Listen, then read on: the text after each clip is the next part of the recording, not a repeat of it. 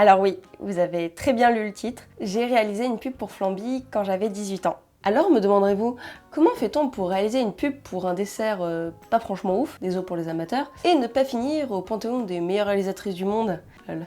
Alors oui, vous allez la voir, mais d'abord laissez-moi vous expliquer comment j'ai réellement réalisé, avec une production made in Flamby, une pub pour eux. Vous voyez quand vous vous baladez dans les supermarchés, enfin vous faites vos courses quoi, parfois il y a des trucs écrits sur les emballages. Et quand c'est pas écrit deux pour le prix d'un, bah parfois c'est un concours. Un concours d'écriture de scénario organisé par une marque de dessert par exemple. Et oui, j'ai vraiment participé à un de ces concours sur les emballages de dessert où t'as souvent un gamin avec les 2 pouces en l'air en mode « Regarde comment je suis trop heureux grâce à Flamby, il me paye mes heures d'intermittence, c'est trop génial !» Bref, en vrai j'avais jamais connu quelqu'un qui avait gagné au loto ou même un ticket à gratter, donc qu'est-ce que j'avais à perdre à essayer? Je venais de finir le lycée, d'avoir mon bac, et en plus avec une option cinéma, donc bon bah écrire un scénario ça devait pas être très dur, surtout pour une pub de flan. Et puis bon, la moyenne d'âge de mes concurrents devait être à peu près de 12 ans, donc j'avais mes chances. Le concours était assez simple, écrire un scénario de pub sur le thème renversant. Bah oui, parce que quand tu retournes ton Flamby, que t'enlèves la petite languette, et ben ça coule sur ta petite soucoupe et tout, donc c'est trop bien.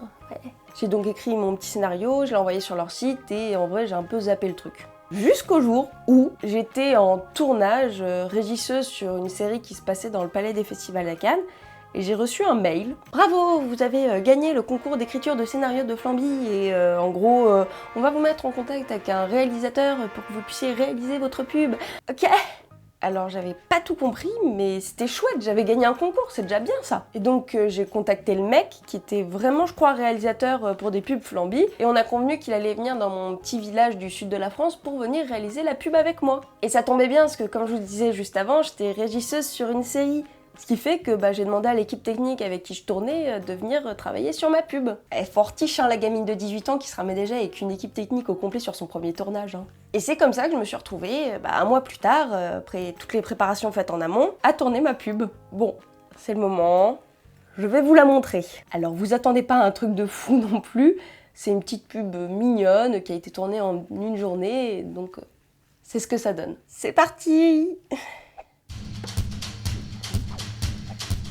Je fais mon concours, ouais.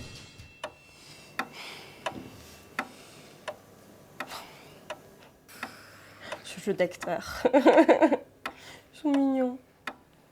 Oh, petit chou, va. Qu'est-ce que c'est? J'aime bien la musique.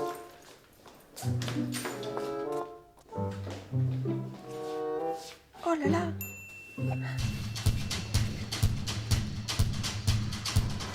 Oh, je les trouve trop chou.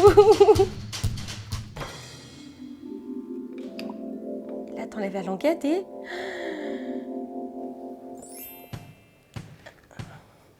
J'adore cette musique. Oh, on voit le fond vert.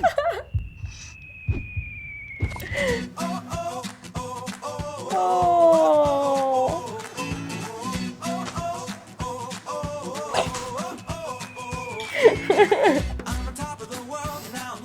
Oh, c'est ridicule, j'adore. Voilà. Je l'avais pas revu depuis longtemps. Je l'avais même pas revu en écrivant le texte, c'est très drôle. Voilà, voilà. Bon, vous avez compris le côté renversant, hein. C'est pas révolutionnaire non plus, mais je trouve que ça passe. En vrai, je suis assez fière, à part le front vert qu'on voit un peu, hein, mais c'est mignon.